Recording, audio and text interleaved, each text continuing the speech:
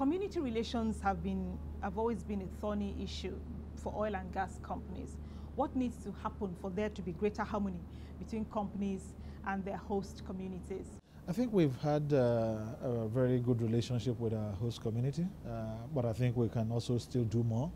So, for example, in 1998, we signed the first MOU with our host community in terms of what was important for them. At that time, it was infrastructure, so road, electricity, water.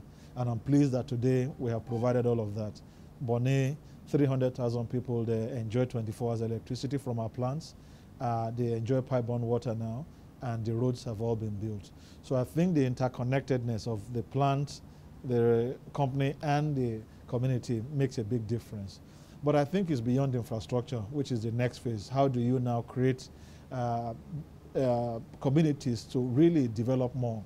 So when we sat with the Bonnet community recently, we started to look at what can Bonnet be in 25 years' time. You think about a Dubai, a Singapore, what does it require? And we identified a couple of issues.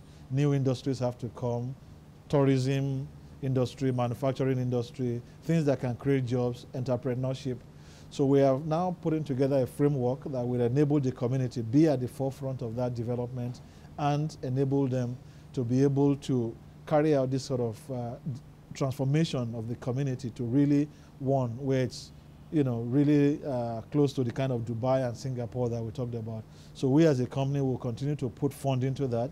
We'll support them technically, but we'll also attract other investors to come in. So the likes of UNIDO, likes of African finance institutions, developmental banks that have interest in development. We're talking to BOI to make sure that we can get more money into those developmental activities. So I think it's important in communities where oil and gas companies operate that would help in the development of the infrastructure, but also help in the building of small and medium-scale enterprise. But I must not fail to say that the role of government remains paramount. Government has the responsibility to developing communities in the country, and a situation where government has not done that in the past has been why communities have turned to oil companies to do that role. We must get to a situation where the government fulfills its responsibility, especially for infrastructure development. NLNG Limited sponsors the Nigeria Prize for Science and the Nigeria Prize for Literature. What impact would you say this has had on Nigeria and the education in Nigeria? I think we've been very proud of what we've achieved with our intervention in education. You mentioned just one of them. I will tell you 2 or 3 more others. But in the Science and Literature Prize, we've been pleased that we have the highest prize in Africa in terms of these 2 prizes, $100,000. And every year now, consistently, we've seen winners in the literature side.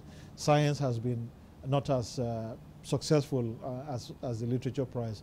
And what has been good in the literature prize is we've now seen a lot more enthusiasm by young writers, by young people, and that reading culture we think is going very well.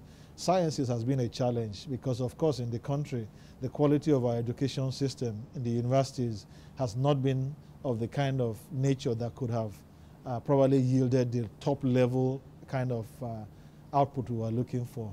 So what we then did when we couldn't find winners in the last few years is to make an intervention in the universities. So today we are sponsoring 6 universities where we have put in 2 billion naira to build engineering laboratories and to equip them to the most modern equipment. So University of Port Harcourt, University of Nsukka, Ahmadu Bello University, University of Maiduguri, University of Ilorin, University of Ibadan are those 6 universities, 1 in each geopolitical zone. With that intervention, we hope that that will enable those universities have the facilities to carry out research, and we should be able to see more sciences. So we're really proud that the prizes have continued to bring out a lot of better writers, and in the sciences, we've gone backwards to invest in the universities. Beyond oil, it is generally acknowledged that Nigeria's greatest assets are its people. What do we have to do for Nigeria to truly realize its potentials? I think, of course, we look at NLNG, for example. I mean, we are now one of the top plants in the world. We are 95% plus Nigerians running the plant, 100% management team. And that plant and that company is about the best in the world. We could be in the top FTSE 100 in any stock market in the world with the achievements that we have. And these are Nigerians. So there is no doubt in my mind that Nigerians have the capacity, the capability to compete with the best in the world. I think there's a lot of work to do in our education system. I think right from primary school, when you look at the percentage of pass rates in primary school, you will be quite shocked. We've carried out those surveys in our own area of operation, and they are so low. When you go to secondary school, it's the same, and the qualities that also come out from our universities is the same. So we really need a lot more investment in our education system, not just in the universities, but also in technical, vocational education, because we haven't done much in that area. Nigeria has very little vocation institutes in the country. We in Bonny have built one where we have been training people in vocational skills.